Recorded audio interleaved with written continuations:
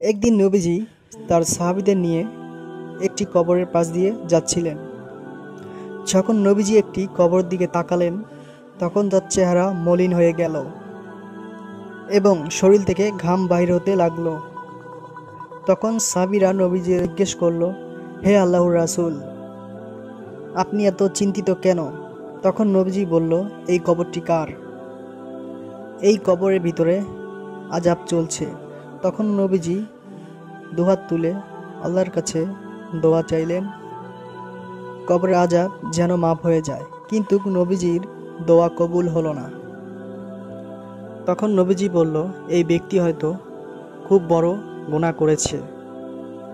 তখন এলাকায় খোঁজ নিয়ে জানা গেল, সেই মৃত ব্যক্তির এক বৃদ্ধ মা ছিল, যাকে সে সারাক্ষণ গালাগালি করত এবং তার গায়ে হাত তুলত। তার মাকে সে অনেক অত্যাচার করত এবং তাকে মারধরও করত। সেই মা একদিন তাকে অভিশাপ দেয়, হে আল্লাহ, এই আমার নিষ্ঠুর সন্তানকে তুমি কবরের আযাব থেকে কখনোই বেঁচে এবং তাকে মাফ করবে না। এবং সেই বৃদ্ধ মায়ের দোয়া আল্লাহর কাছে কবুল হয়ে যায়। তাই তার কবরে এইরকম ভয়ঙ্কর আযাব চলছে। হে যুবক ভাই, সাবধান, মাকে কখনো কষ্ট দেওয়া যাবে না।